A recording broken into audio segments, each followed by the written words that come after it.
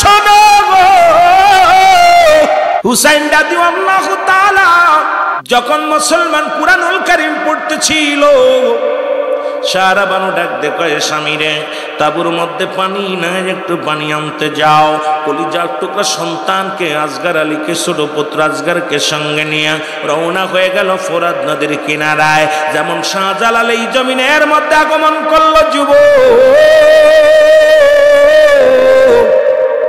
এর শাহজালালের পাগলেরা দিলের কান্ডা লাগা শুনে নাও গরু গোবিন্দ নিষিদ্ধ করে দিয়েছিল কেউ যেন টুপিওয়ালা দাড়িওয়ালারে যেন এই কোথায় সিলেটের জমিনে ঢুকতে নিয়ে দিয়ে না যায় আজকে দাড়ি মাত্র দাড়ি মুখে টুপি মাথায় রে মুসলমান কত গরুর গোস্ত খাও কত ফালাফালি করো আর কত ইসলাম বীরে লাফালাফি করো কিন্তু ইসলামের ইতিহাস তোমরা জানো না কারণ কেমনে জানবা আমার দেশের যারা শিক্ষামন্ত্রী ছিল আমার দেশে যে সমস্ত মুসলমান মন্ত্রী এমপি ছিল সবার মাথায় ছিল আমেরিকার বুদ্ধি সবার মাথায় ছিল নাস্তিকদের বুদ্ধি তারা আমাদের পাঠ্য বই থেকে মুসলমান শুনে নাও দয়াল নবীর জীবনে উঠায়া দিছে সাহাবীদের জীবনে উঠায়া দিছে শাহজালালের জীবনে উঠায়া দিছে ও মুসলমান শুনে নাও আমার সন্তানদেরকে অন্ধ বানায় ফেলছে এই জাতিকে মূর্খ বানানোর জন্য পায়ে তারা চলছে তারা লেখছে কোথায় বইয়ের মধ্যে কেমনে বানর থেকে মানুষ হয় কেমনে সমগামী করা যায়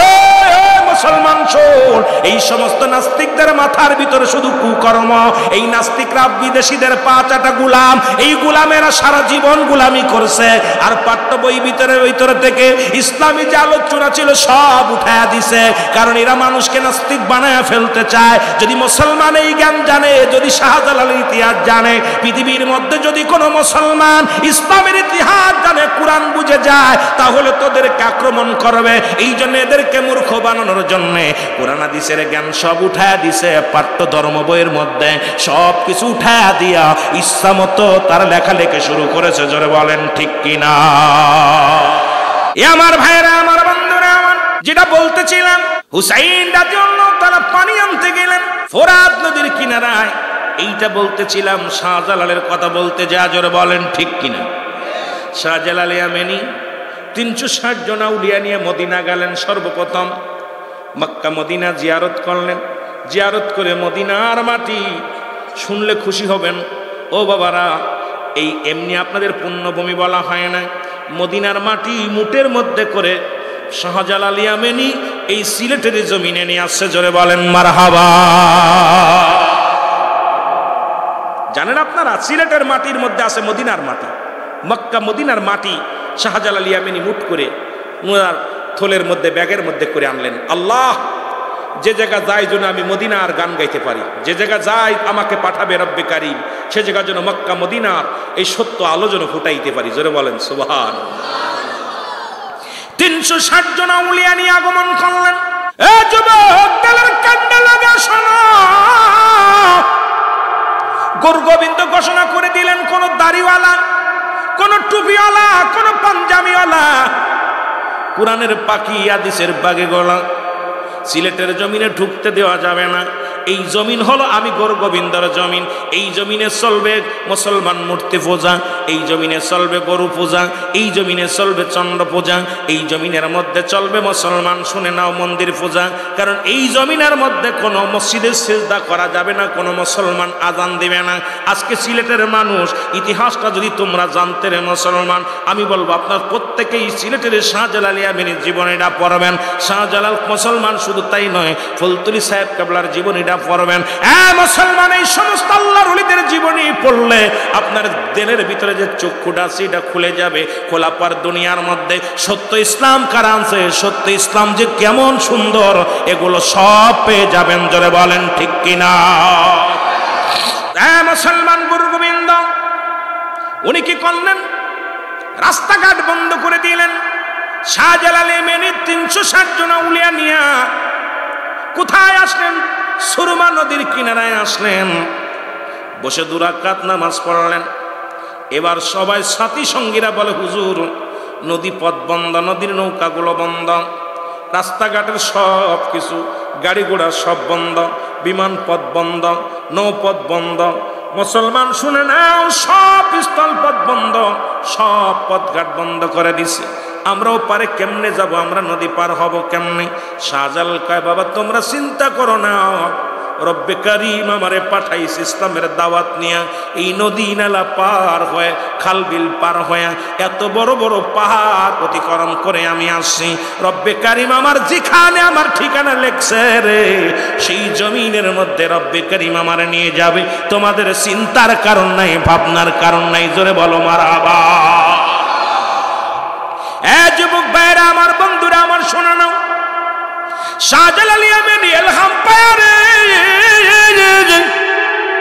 নিজের জায়নামাজগুলো, নিজের জায়নামাজটা যখন পানির উপরে ছেড়ে দিলেন, সুরমা নদীর কেনারায় ছেড়ে দিলেন, একজন নয় দুজন নয় 360 জন উলিয়া সুরমা নদী পার হয়ে গেছে। আর বর্তমান যে সমস্ত মৌলবীরা অলিদের বিরোধিতা করে, জেলের 3.5 হাত জেল খেটে খেটে বলে, অনেক মৌলবী ফতোয়া দেয় জেলের মধ্যে এটা করছে ওটা করছে। এখন বললে কষ্ট পাবে অনেক ভাইয়েরা, যদি বলি কয় রুহুল আমিন সাহেব বলেন কেন? কারণ তোমরা 3.5 হাত দেওয়াল ডাম্মাতে পারো না, আর শাহজালাল ইয়ামানি জায়নামাজে সুরমা নদী পার হয়েছে। এখন শাহজালালকে তোমরা মানবা কি মানবা না এটা তোমাদের ব্যক্তিগত ব্যাপার। জোরে বলেন ঠিক কিনা? শাহজালাল ইয়ামানি 360 জন উলিয়া নিয়ে সুরমা নদী পার হয়ে গেছে গো। ও যুবক দিলেরা সকাল লাগা শোনো, আজকে যারা ওলি আল্লাহদের বিরোধিতা করো, সিলেটের জমিনে এত গরু খাও, আজকেও গরু জবাই হয়েছে আপনাদের জন্যে, আমিও খেয়েছি রে বাবা। শোনো, যে কথাগুলো বললে খুশি হবেন। এই সিলেটের জমিনে গরু পূজা করা হতো। গরগোবিন্দ এমন একটা দুষ্ট মন্ত্রী ছিল, দুষ্ট প্রধান ছিলেন। এ মুসলমান শোনো, বুরহানুদ্দিনের এই বইটাতে এইটা চ্যাপ্টারটা উঠায়া দিছে, এইটাও নাই, পাঠ্য বই থেকে উঠায়া দিছে। বুরহানুদ্দিন তার কলিজার টুকরা সন্তান হলো, আকিকা করার জন্য সুন্নাতের রাসূল আকিকা করার জন্য একটা গরু জবাই করলো। এই গরুটা জবাইয়ের অপরাধে এই গরু জবাই করিয়া চামড়া রক্ত একটা মাটির মধ্যে পুঁতে রাখলেন। কাক এবং কুকুরে খুশি উঠাইলেন, এটা নিয়ে ফেলবে তো একটা কান নিয়ে গরগোবিন্দর বাড়ির সামনে ফেলছে। গরগোবিন্দ সকালবেলা ঘুম থেকে উঠে দেখে গরুর কান আমার মারে জবাই করছে কে রে, ধর তাকে জলদি করে ধরা হোক। গোয়েন্দা লাগায় খবর নিয়ে গেল মুসলমান বুরহানুদ্দিন তার ছেলের আকিকার জন্য গরু জবাই করছে। এবার গরগোবিন্দ তার সৈন্যদেরকে আনিয়া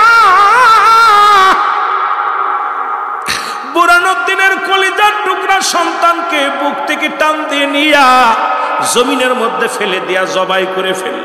আরে ও যুবকেরা, সিলেটের বাইরা শোন, আজকে যারা তাদের বিরোধিতা করিস, তোরা মানুষ না, তোরা অমানুষ। তোরা যদি অমানুষ না হতি রে, তাহলে ওলি আল্লাহদের বিপক্ষে যাইতি না। সেদিন ওই বুরহানুদ্দিন চোখের পানি ছেড়ে কেঁদেছিল আর বলেছিল, আল্লাহ আমি বুরহানুদ্দিন আমার কলিজার টুকরা সন্তানের কুরবানি করে দিলাম।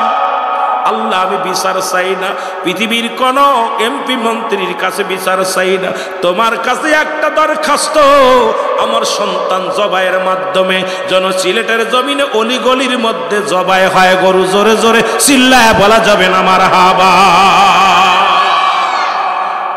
এই মুনাফিকরা, মুনাফিকরা শোন, যারা অলিদের বিরোধিতা করবে আজ থেকে আর 1 পিস গরুর গোশত খাবি না। যারা অলিদের দুশ্মনী করবি 1 পিস গরুর গোশত কামড় দিবি না। কারণ এই গরুর গোশত জবাই করার কারণে কলিজার টুকরা সন্তানকে জবাই করেছিল। এই কথা শোনা পর তোরা যদি অলিদের বিরোধিতা করিস, আমি মনে করব তোদের মতো মুনাফিক আর নাই। জোরে বলেন ঠিক কিনা? কথা বোঝেন নাই? বুরহানুদ্দিন তার কলিজার টুকরা সন্তানকে, বাবার কোল থেকে সন্তানকে টান দিয়ে কেড়ে নিয়ে মাটির মধ্যে ফেলে দিয়ে জবাই করে ফেলেছিল। সেদিন বুরহানুদ্দিন হাত তুলে কেঁদেছিল। শাহজালালের কাছে খবর পড়ে, হুজুর আমার সন্তান জবাই করে ফেলেছে। সেদিন রব্বে কারিমের কাছে সবাই প্রার্থনা করেছিল, আল্লাহ এই সিলেটের জমিনে যেন অসংখ্য কুরবানি হয়। আজকে বাংলাদেশের সর্বে 1 নম্বরে জবাই হয় কুরবানি সিলেটের জমিনে। এই সিলেটের জমিনে অনেক মানুষ লন্ডন আমেরিকা থাকে, দ্বিতীয় লন্ডন বলা হয়। এদেশে এক একজন 10টা-15টাও জবাই করে গরু। জোরে বলেন ঠিক কিনা?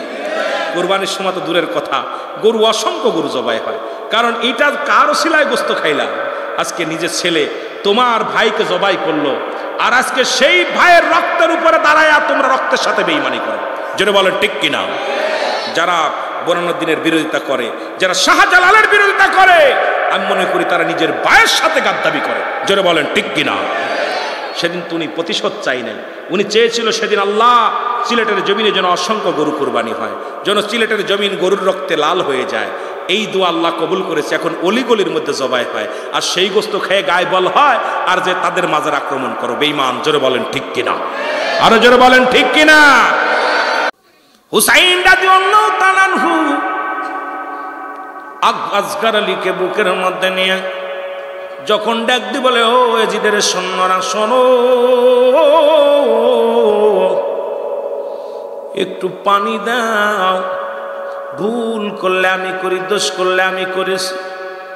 আমার কলিজার টুকরা সন্তান তো কোনো অন্যায় করে নাই। ও এজিদ বাহিনী রে, একটু পানি দাও, একটু পানি দাও। পানির বিনিময় শিশু আসগরের বুকের মধ্যে মুসলমান তীর লাগায়া দিছে। তীরটা যখন আসগরের বুকের মধ্যে লাগছে, ওরে মুসলমান সঙ্গে সঙ্গে হুসাইন রাদিয়াল্লাহু তাআলা আনহু তীরটা টানতে বাইর করার পর আসগর আলীর কলিজাটা বাইর হয়ে গেছে তীরের সঙ্গে। আসগর আলীর জিহ্বাটা বাইর হয়ে গেছে, চোখ দুটি বড় বড় হয়ে গেছে। হুসাইন ডাক দিয়ে কয়, আল্লাহ,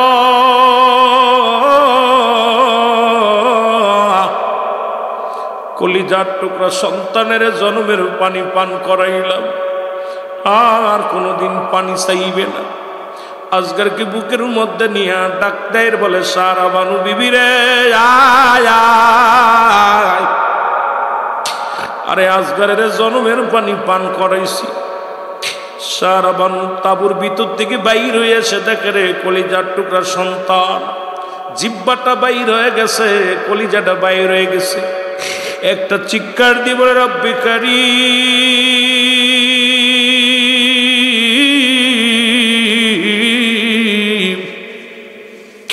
ও রব্বে কারীম, আমি দুঃখিনী মা, পৃথিবীর মধ্যে সন্তানের লাশ বাবার কাঁধে কত বাড়ি।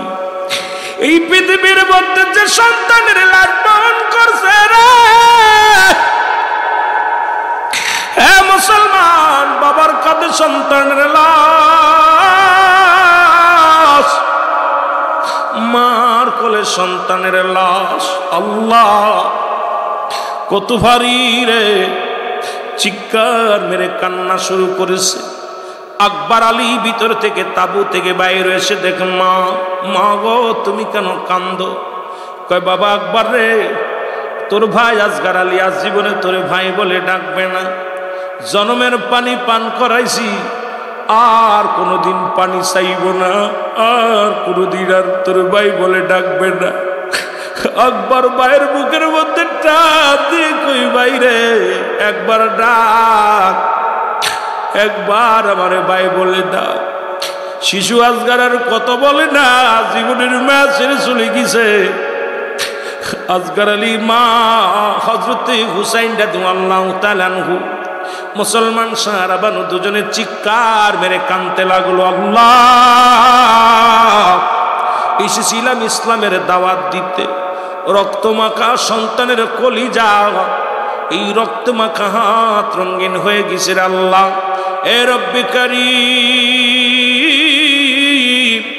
আমরা তো কোনো অন্যায় করি নাই, কোনো অপরাধ করি নাই, একটা মাত্র দাওয়াত, কালেমার দাওয়াত নিয়ে এসেছি। ও আমার আল্লাহ, এটাই কি আমাদের অপরাধ? মুসলমান গভীর মনোযোগ। আরে আকবর আলী মায়ের কান্না দেখে ডাকতে বলে, মা,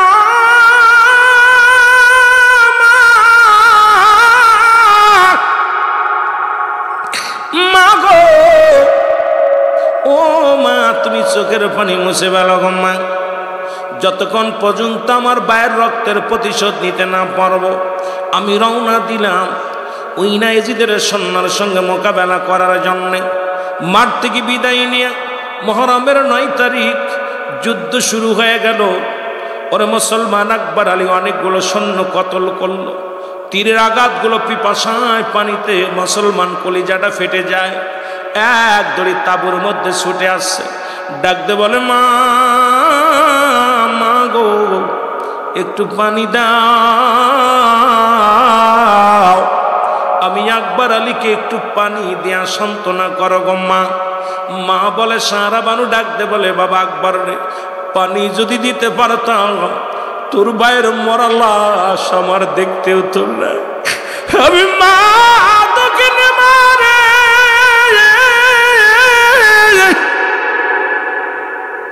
রব্বে কারীম,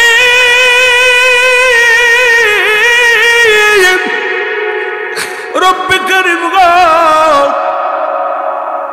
এই দুনিয়ার মধ্যে মার মতো আপন কেউ হয় না, বাবার মতো আপন কেউ হয় না। আকবর রে, পানি যদি দিতে পারতাম এই দুনিয়ার মধ্যে তোর ভাইয়ের মরা লাশ আমার দেখা লাগতো না। ও মুসলমান, গভীর মনোযোগ। আকবর আলী মায়ের পায়ে কসম খেয়ে চলে গেলেন, চুমা দিয়ে চলে গেলেন। মা, ও মা, তুমি বিদায় দাও, এই বুঝি মোর শেষ বিদায়, দুনিয়ার বিদায় গো মা। বেঁচে থাকলে দেখা হবে, না হলে হাসরের ময়দান। মা মাথার মধ্যে হাত বুলাইয়া দোয়া করে দিলেন। আকবর আলী যুদ্ধের ময়দানে গেলেন। আলী আকবর অনেকগুলো সৈন্যের কতল করিয়া নিজেও দুনিয়া থেকে বিদায় হয়ে গেল। মহরমের 10 তারিখ, মূল ইতিহাসটা আমি আপনাদের আগেই বলছি, জানায়া দিয়ে যাই। যেহেতু মহরম মাস নয়, বাইরের দাবি করছে এই জন্য করে কথা বলে যায়।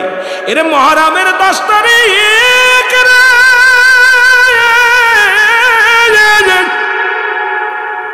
হুসাইন ডাকতে বলে যাই না, যাই না রে, আর বসিতে গেলাম ফিরে জয়নব। আর জয়নব, এসেছিলাম রাসূলুল্লাহর সত্য কালেমার দাওয়াত দিতে। জয়নব রে, একে একে তো সবাই বিদায় নেয় রে জয়নব। আরে আমি হুসাইন কি জবাব দিব? আমি যাব যুদ্ধের ময়দানে। হুসাইন মুসলমান শুনে নাও। জয়নব বলে আপনি কি বলতে চান? যে আপনি যান, চলে যান, ফিরে যান। হুসাইন কয় না না, যতক্ষণ পর্যন্ত দেহের মধ্যে জানটা আছে রাসূলুল্লাহ সত্য দাওয়াতের জন্য জীবনটাকে কোরবানি করব। আমি হুসাইন বীরের বেশে দুনিয়া থেকে বিদায় নিব, এক বিন্দু মাত্র পিছে হাঁটবো না। আমার নানা দানের সত্য দাওয়াত দিব। জোরে জোরে চিল্লায় বলেন মারহাবা। আর একটু জোরে জোরে চিল্লায় বলেন মারহাবা। এ দুনিয়ার মুসলমান, হুসাইন ডাকতে বলে যাই না,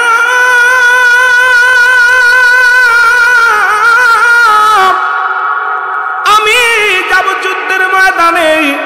জয়নব রে, ও জয়নব শুনে নাও, আমি তোমার একটা কথা বলে যাই। আমার জয়নাল রে দেখে রাখবা, ছোট্ট মানুষ আমার জয়নাল। এই জয়নাল যদি বেঁচে থাকে ইসলামের দাওয়াত দিবে, রাসূলুল্লাহর সত্য পতাকা উত্তোলন করবে রে। জয়নাল, আমার জয়নালকে আমি রেখে গেলাম। জয়নাল পাশের কামরায় ছিল, তাঁবুর মধ্যে। বাবার আওয়াজ শুনে দাসিয়া বলে বাবা গো, আমি যাব যুদ্ধের ময়দানে। আরে রাসূলুল্লাহর সত্য ইসলামের দাওয়াত দিতে যাব গো।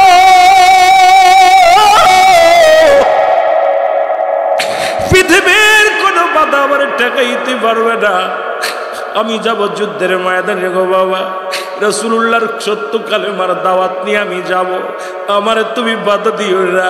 হুসাইন ডাকতে বলে জয়নব, তুমি তো অসুস্থ রে জয়নব, তোমার গায়ের মধ্যে বড় জ্বর, তোমার গায়ের মধ্যে ঠান্ডা জ্বর। জয়নব রে, তুমি ছোট্ট মানুষ, থেকে যাও। জয়নব বলে না না, আমি যাব রাসূলুল্লাহর সত্যের দাওয়াত দিতে। জোরে জোরে চিল্লায় বলা যাবে না আল্লাহু আকবার। এ আমার ভাইরা, বন্ধুরা আমার, হুসাইন ডাকতে বলে জয়নব, আমি কয়েকটা দাবি করে যাব তোর কাছে। 1 নাম্বার দাবি ওটা, 2 নাম্বার দাবি রে জয়নব। ও জয়নব, আমি যাব যুদ্ধের ময়দানে, আমাকে ওরা মেরে ফেলবে, আমাকে বাঁচায় রাখবে না, আমাকে কেটে টুকরা টুকরা করে ফেলবে, আমার লাশ ক্ষত বিক্ষত করে ফেলবে, আমার সকিনারে আমার লাশের পাশে যাইতে দিবি না। আমার সকিনা যদি আমার দেহখানা দেখে কত বিকত দেহখানা, আমার সকিনা সহ্য করতে পারবে না। জাইনাব রে খবরদার, খবরদার রে জাইনাব, আমার সকিনারে আমার লাশের পাশে যাইতে দিবে না। জোরে জোরে চিল্লায়া বলা যাবে না আল্লাহু আকবার। জাইনাব,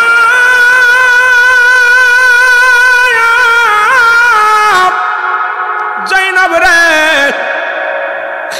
দ্বিতীয় নাম্বার দাবি তোমার কাছে করে যায়, ওরা আমাকে মেরে ফেলবে, পৃথিবীর কোনো মানুষের কাছে নালিশ দিবি না, আমাদের বিচারের জন্য যাবি না। এই দুনিয়ার মধ্যে যদি বেঁচে থাকলে যায় না, যদি তোমরা বেঁচে ফিরে যেতে পারো, রাসূলুল্লাহর রওজার পাশে দাঁড়াইয়া আমি হুসাইনের নালিশ কেন পৌঁছায় দিবা, ডাক দে বলবা নানাজি,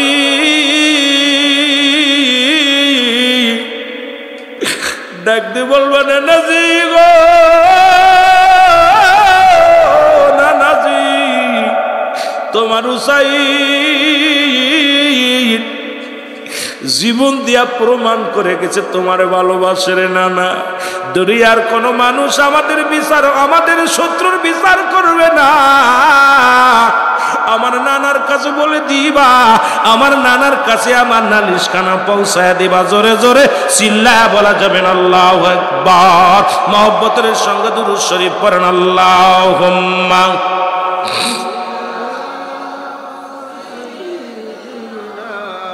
আই হুসাইন রে হাসান, কান্দে বাংলার মুসলমান, বলো আয় হুসাইন রে হাসান, কান্দে বাংলার মুসলমান। জোরে জোরে বলেন আয় হুসাইন হাসান, কান্দে বাংলার মুসলমান, বলো আয় হুসাইন, কান্দে বাংলার মুস। কোথায় আছো মায়ার নবী,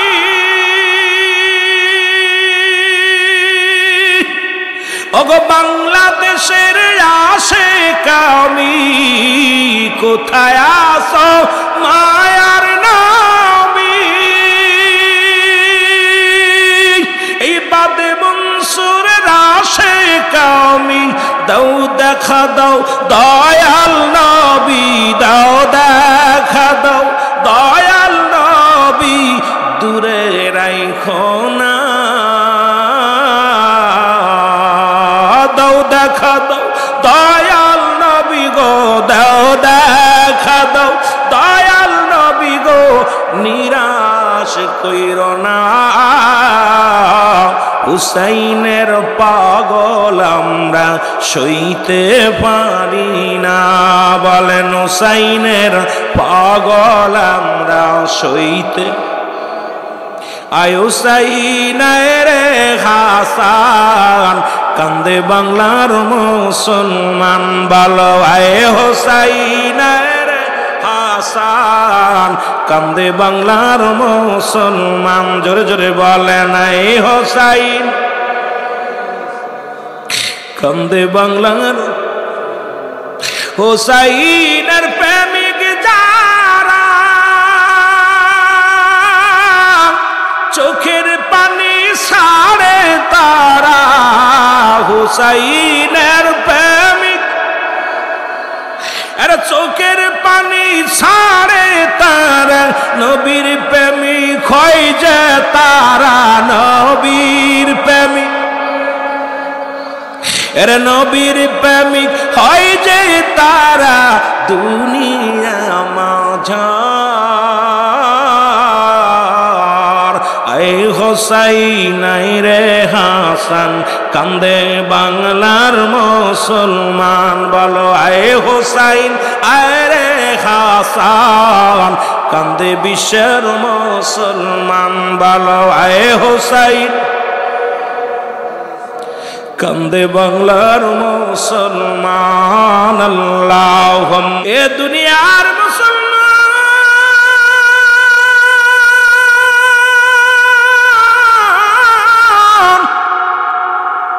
হুসাইন ডাক দে বলে জাইনাব, জাইনাব রে, ও জাইনাব শুনে রাখো, আমার নানাজির পাগড়ি মোবারক নিয়ে আসো। জয়নাব পাগড়ি মোবারক নিয়ে আসলে পাগড়ি মোবারক হাতের মধ্যে নিয়া, আরে হুসাইন চিৎকার মেরে চোখের পানি ছেড়ে বলে, নানাজি, ও আমার নানাজি, তোমার সাদের পাগড়ি মোবারক আমি হুসাইনের হাতের মধ্যে। নানা গো, ও আমার নানাজি, আরে জীবনের ভয়ে যেন আমি না করি, জীবনের ভয়ে যেন ময়দান থেকে পালায়ন না করি। নানা গো, আপনার পাগড়ি মোবারক আমি হুসাইন মাথার মধ্যে লাগাইলাম।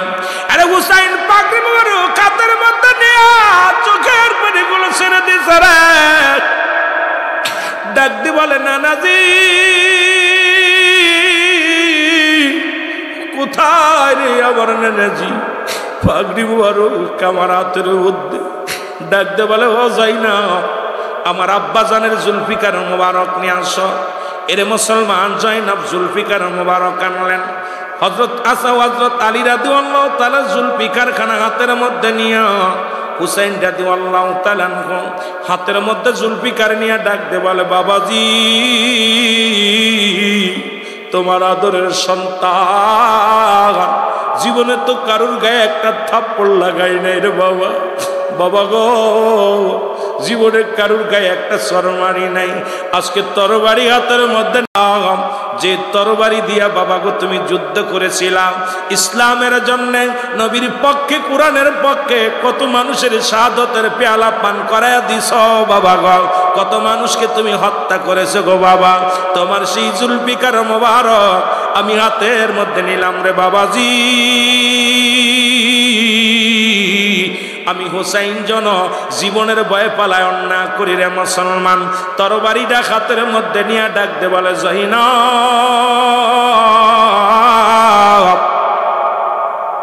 এর তরবারিটা হাতের মধ্যে নিয়ে ডাক দে বলে, জয়নাব,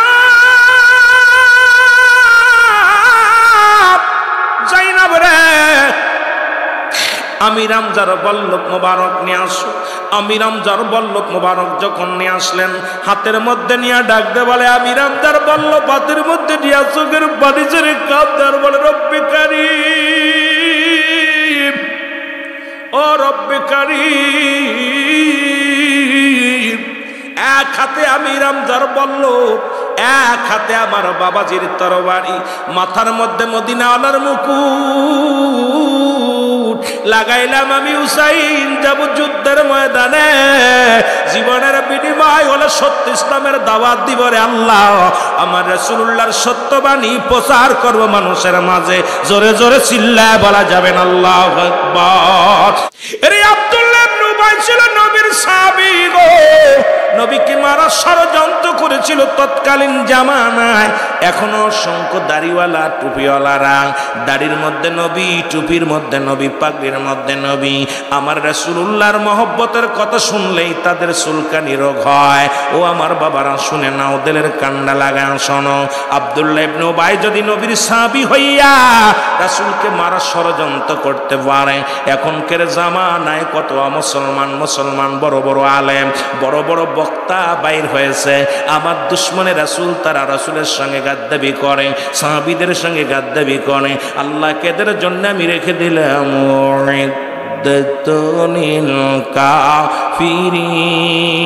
কাফিরিন, ওই কাফের বেঈমান মুনাফিকদের জন্য প্রস্তুতি রাখলাম আমি সাতটা জাহান্নাম। কিরা কিরা যাবেন একটু হাত তুলে দেখা। আমার ভাইয়েরা, হুসাইন রাদিয়াল্লাহু তাআলা আনহু, এ মুসলমান, আজ যেমন দুনিয়ার মধ্যে মানুষ ক্ষমতার জন্য বাড়াবাড়ি, ক্ষমতার জন্য পিরাফিরি, নবী বলছেন বালহুয়া কিলাব, এই দুনিয়াটা পচা দুর্গন্ধ। মানুষের চরিত্র হলো কুকুরের চরিত্র। মুসলমান গুণে শুনে নাও, দুনিয়াটা হলো পচা দুর্গন্ধ মরি, মানুষের চরিত্র হলো কুকুরের চরিত্র। কুকুর যেমন দুনিয়ার মধ্যে মুসলমান মরি পাইলে খুশি হয়, শেষ জামানার মানুষগুলো সম্পদমুখী হয়ে যাবে, তারা সম্পদ পাইলেই খুশি হবে। জোরে বলেন ঠিক কিনা? আজকে দেখেন চেয়ারটার মধ্যে যে বসে সে আর ছাড়তে চায় না। এমন মানুষ, কি বলেন মৌলবী, কি বলেন মুন্সি, কি বলেন আলেম, কি বলেন মুসলমান, অল পৃথিবীটা কেন যেন মানুষ ঝুঁকে পড়ছে দুনিয়ার মধ্যে, এই মানুষগুলো কি একবার ভাবে না? আল্লাহ বলেন কুল্লু মান আলাইহা ফান, আল্লাহ কয় বান্দারে এই জমিনটা আমি রাখবো না, এই জমিনের মধ্যে যা কিছু আছে সব আমি আল্লাহর জন্য বিচ্ছিন্ন করে দিব। এই জমিনের মধ্যে যত মাটি আছে আল্লাহ কয় বান্দা শোনো, এই মাটিগুলো আমি আল্লাহ পোড়ায়া তামা বানায়া দিব। এই জমিনের মধ্যে যত পানি আছে গো, সমস্ত পানিগুলো আমি আল্লাহ পোড়ায়া ছাই বানায়া দিব। যেদিন কিচ্ছু বলতে কিচ্ছু থাকবে না, সেদিন থাকবে শুধু আমার আল্লাহ। আল্লাহ কয় বান্দারে সেদিন আমি থাকবো আমার নবীর ভালোবাসা নিয়ে। জোরে জোরে বলেন মারহাবা। এ দুনিয়ার মুসলমান শুনে নাও, ও যুবক দিলের কান্না লাগে শোনো গো, ও বাদে মনসুরের বাবা হুসাইন রাদিয়াল্লাহু তাআলা ৭২ জন কাফেলা নিয়ে কুফার দিকে রওনা দিলেন। রে মুসলমান, এ মুসলমান শুনে নাও, অনেক লম্বা ইতিহাস রে মুসলমান। এই ক্ষমতার জন্য ইয়াজিদের পুত্র মুসলমান শুনে নাও, মুআবিয়ার পুত্র ইয়াজিদ, ইয়াজিদের সেনা মুসলমান শুনে নাও।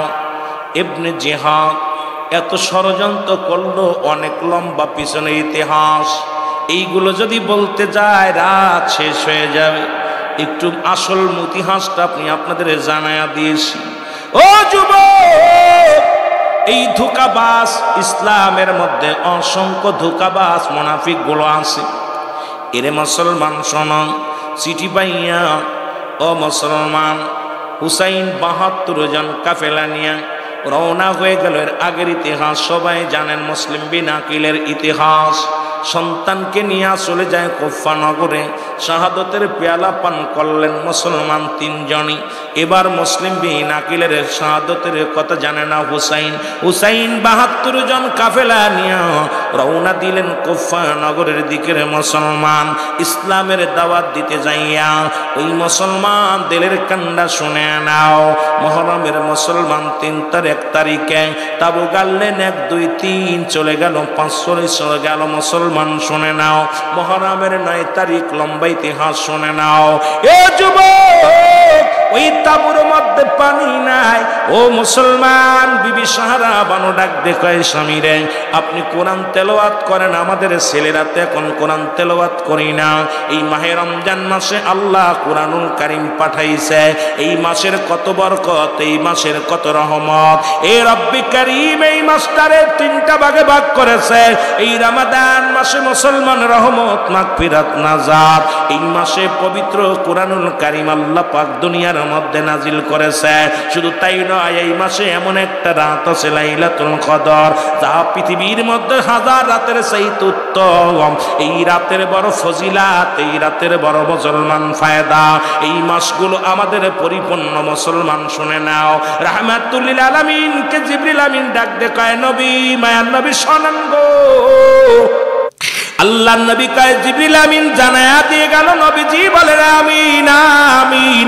নবীজি কি ডাকতে বলে, হুজুর আপনার উম্মতের মধ্যে যারা পিতামাতা পাইয়া গুনাহ মাফ করাইতে পারল না, তারা যেন ধ্বংস হয়ে যায়। নবী বলেন আমিন। দ্বিতীয়বার নবীজি বললেন আমিন। বলে যারা মাহে রমাদান পাইয়া এই রমজান মাসের রোজাগুলো ফজিলাতগুলো বাবরার ঠিক রাখলো না, মাহে রমজান মাসের পবিত্রতা রক্ষা করলো না, এরাও যেন ধ্বংস হয়ে যায়। নবী বললেন আমিন। এই মুসলমান তৃতীয়বার বললেন রাসূলের দুরূদ নবীজির নাম শুনিয়া এই পৃথিবীর মধ্যে যে ব্যক্তি দুরূদ পড়ল না, এরাও যেন ধ্বংস হয়ে যায়। নবী বলেন আমিন। এর সাহাবীরা বলে, ইয়া রাসূলুল্লাহ, ইয়া হাবিবাল্লাহ, আপনি মেম্বারের উপর উঠলেন, 3 বার বললেন আমিন।